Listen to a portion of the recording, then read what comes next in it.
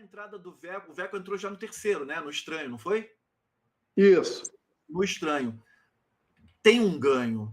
Aquilo que era bom fica ainda mais lapidado, melhor entregue, né?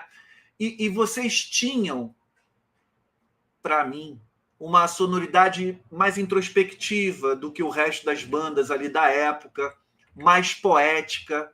Isso sempre me chamou a atenção. Eu sempre valorizei muito as letras das canções que eu ouvia, que eu gostava. Sabe? Era uma coisa quase existencial. Isso para um adolescente é fascinante, porque coisas que vocês falavam, passavam nas mensagens, das músicas, nas entrevistas que eu não sabia, eu ia atrás. Eu ia tentar saber o que era aquilo que vocês estavam falando, ou com algum primo mais velho, com alguma pessoa mais velha. Isso é o que mais me deixa feliz de ter sido adolescente nessa época dos anos 80. E isso era muito, não era muito, mas era um pouco diferente da euforia das outras bandas da época ali. Vocês surgiram num momento que logo em seguida ali veio, por exemplo, Inimigos do Rei, que era ok, que era massa também, mas era uma coisa tipo mais ultraje, mais brincalhona e tudo, que o rock também tem que ter isso. Eu acho que o rock não precisa e não deve ser só cabeça, só letras inteligentes e mensagens não sei o quê. Não, mas o rock ganha muito quando ele tem também artistas falando das coisas que vocês falavam, por exemplo, das coisas que o Renato falava, o próprio Humberto, né? As pessoas não valorizam muito o Humberto como letrista, mas eu acho o Humberto também um grande letrista. E isso que eu estou falando para vocês, eu não sei se o Carlão pegou, eu estou falando, Carlão, que a sonoridade do Nenhum era mais introspectiva ali, né? Mais quase existencial em relação às outras bandas. Isso eu estou falando como elogio, tá? Não é como demérito, não, pelo contrário. Eu entendo, eu entendo. Isso era consciente ou era natural? Mas sabe que eu acho que isso, como eu já peguei o bonde andando, assim, eu acho que isso faz parte de uma maturidade, não só uma maturidade artística, mas como crescimento enquanto indivíduo. Assim. Eu acho que realmente, à medida que eu entrei depois com o João, a música ela ficou um pouco mais solar, assim, sabe? Por exemplo, eu me lembro que a gente tinha um certo cuidado para usar uma palavra tipo amor, por exemplo. Não era uma coisa que era corrente nas letras. Quando a gente, sei lá, a gente foi crescendo, foi criando as próprias famílias. Eu acho que isso aí também ficou muito explícito nas letras, sabe? E dessa maneira as melodias também elas começaram a sair daquela coisa do acorde menor, as músicas de acordes mais abertos também. A música se tornou um pouco mais alegre. Me parece isso, assim, mas eu acho que isso a gente vai conquistando à medida que sendo, sabe? A música também, eu acho que a música do Nenhum, ela sempre foi um pouco mais complexa em termos de arranjo, de melodia, de harmonia. Não que fosse um força-barra, mas eu acho que era uma coisa natural, até pelo aquele famoso caldeirão que a gente sempre se refere, que a gente ouve bastante, sabe? Eu acho que isso aí, à medida que a gente vai evoluindo enquanto artista, isso acaba ficando muito lúcido, translúcido pra gente, no caso hoje, né, Guris?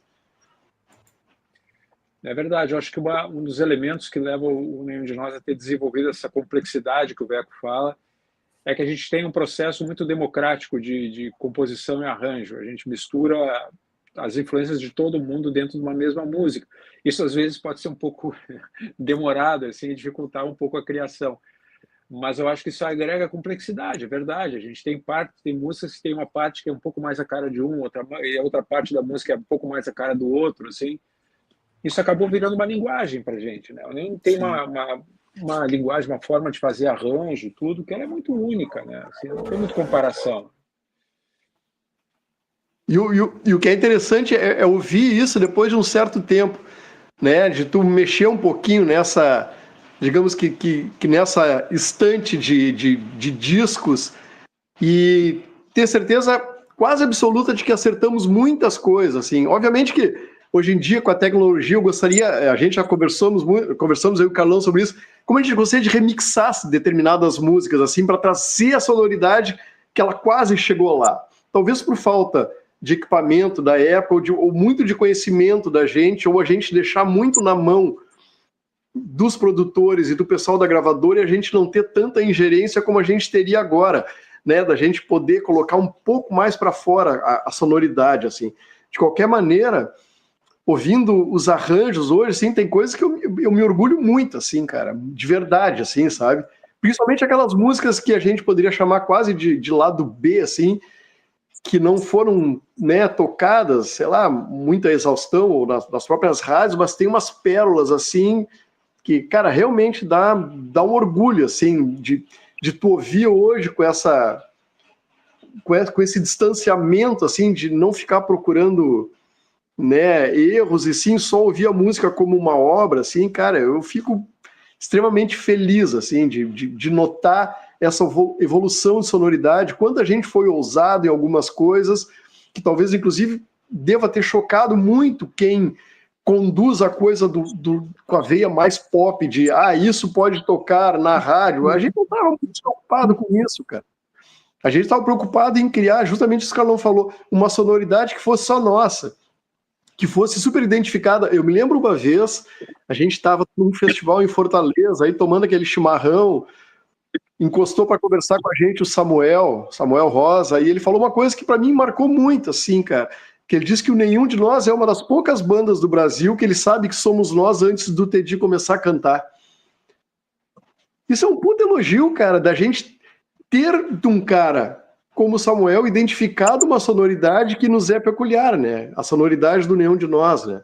Conversando com o Bruno do Biquíni também, ele já citou isso, assim, talvez pelo acordeon, pela mistura de N coisas, a própria levada da batera do Sadi. Não sei, cara, esse caldeirão aí que a gente acabou criando um som todo nosso, né? E eu posso agregar dizendo que isso foi uma linha tênue, porque quando nós de Power Trio, né, a gente quis dar uma assinatura de banda gaúcha, e aí a gente trouxe o Veco, que era um roqueiro que estava no armário um pouco durante um tempo, já que trilhou um caminho, né, dentro da música, eu não sei se é nativista, eu acho que sim, na época se tratava assim, porque não é exatamente tradicionalista, né?